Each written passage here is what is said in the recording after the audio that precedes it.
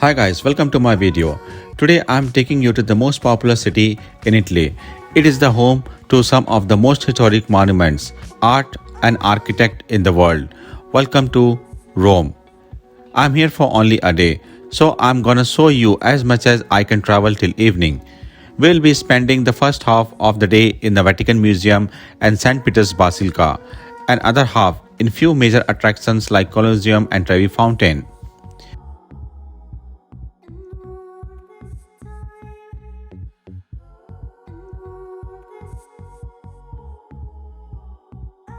Visiting the Vatican City is one of the most must-do things to do in Rome. Difficult to ignore the smallest country in the world located in the heart of capital. There are two major sites not to be missed: St. Peter's Basilica and Vatican Museum with Sistine Chapel. Oh, okay. So this is the only way. This is the only way to go in, is it? Oh, did you want to get tickets? Hi guys, I'm in Vatican City. As you can see, backside, it's a huge sculpture they have made, which is really admired by many people came here to see these sculptures. And behind me there is a huge fountain, marvelous fountain. I'm gonna show you all details slowly, one by one. So bear with me.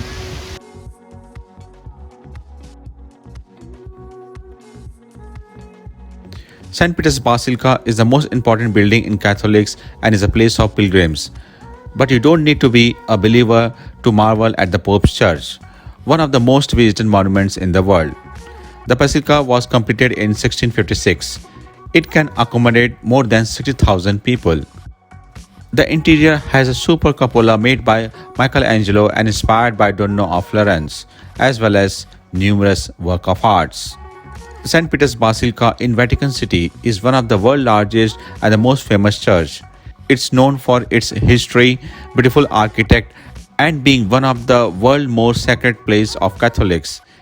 It's named after the Apostle Peter, who is said to be buried under the church. It's an incredibly interesting place where you can have a look at beautiful architect and impressive artworks. A big part of church is open to public. The inside is decorated in beautiful mosaics and famous artworks. There are many beautiful details inside the St. Peter's Basilica. There are 44 altars, 395 sculptures, 778 pillars, and 135 mosaics in this religious building, which is very impressive.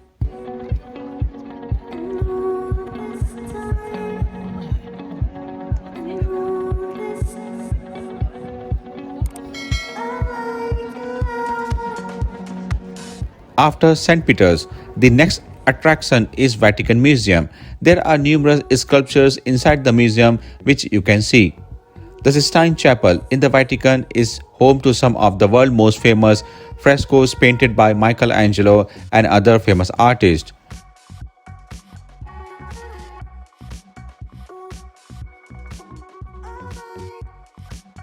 Michelangelo's painting covers both the ceiling and the western wall of the chapel. The paintings, The Creation of Adams and The Last Judgment, are two of the most famous impressive paintings and are admired by around 5 million visitors each year. It costs 17 euros for adults and 8 euros for students and children between 6 to 8. It's free to enter for children under 6. To avoid standing in long queues, make sure to book your tickets in advance.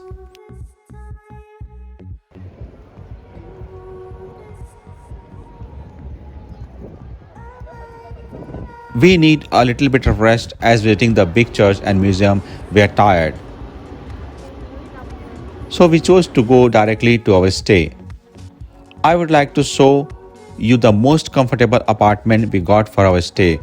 It has 2 bedrooms. The first one is here with a balcony, and the next one is here, and also here they have a small balcony.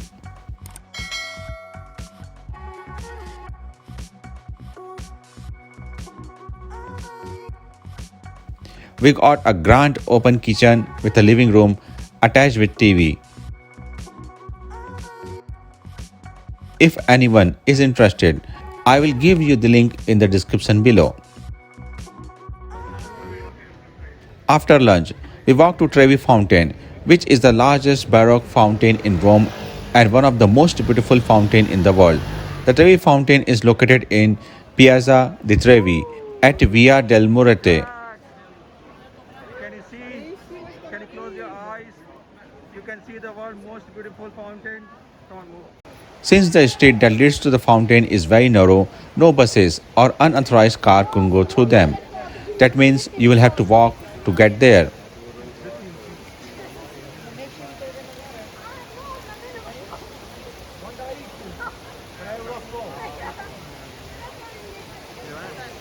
It was completed in 1762 by Nicola Salvi and it is made from the same travertine stone as the Colosseum and at nearly 26 meters high and 50 meters wide. It is also the largest fountain. In the center stands a massive statue of Oceanus, where it appears as though he is rising up out of sea in anger, and the rest of the poor sculptures look terrified and are trying to get away from him.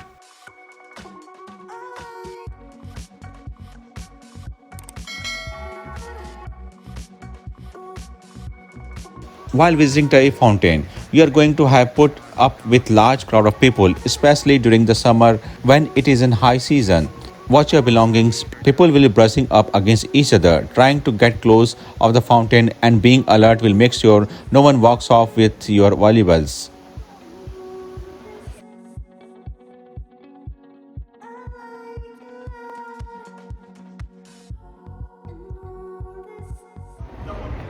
Wow. What a lovely view! This is Dominus Roman.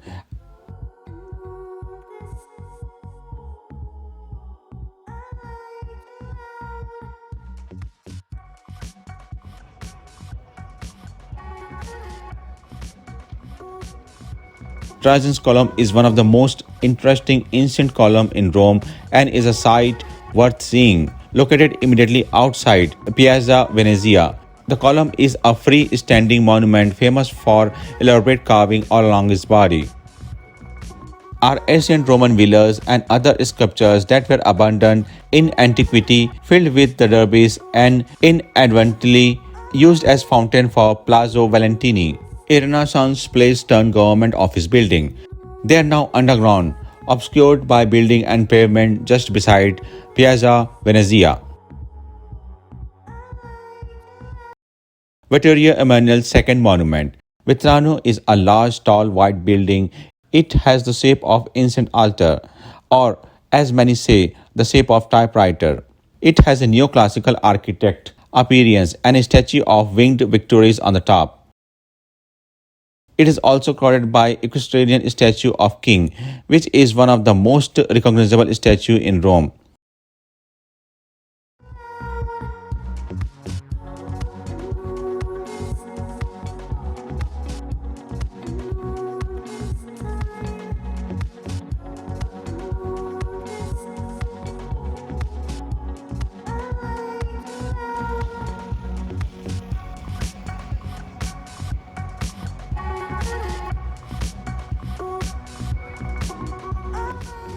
It is one of the most distinctive landmarks in Rome and you cannot miss it when visiting the square.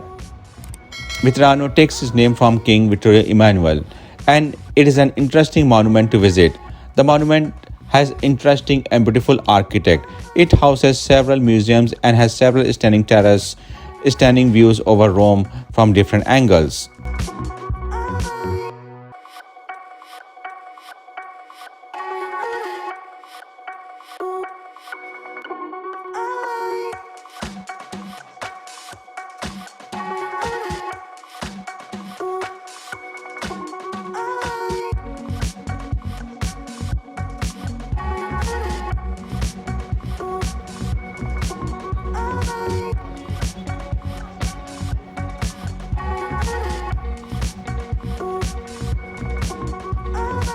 Surrounded on three sides of Grand Palace, The Piazza del Campidoglio is one of the most beautiful civic spaces in Rome. The piazza was designed by Michelangelo. Yes, the same Michelangelo who designed the beautiful paintings in the Vatican.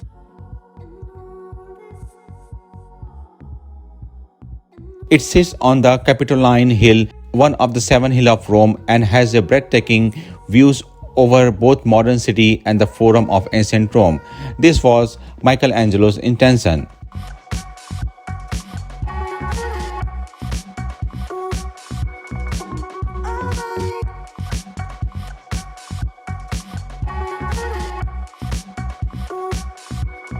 Our final monument of the day is Colosseum. It is located in the historic center. It is the most emblematic monument to visit in Rome. The Roman Colosseum is one of the seven wonders of the world and a must-see sight if you're visiting. With a capacity of more than 50,000 spectators, it is the largest amphitheater in the Roman world. Was built between 72 and 80 AD.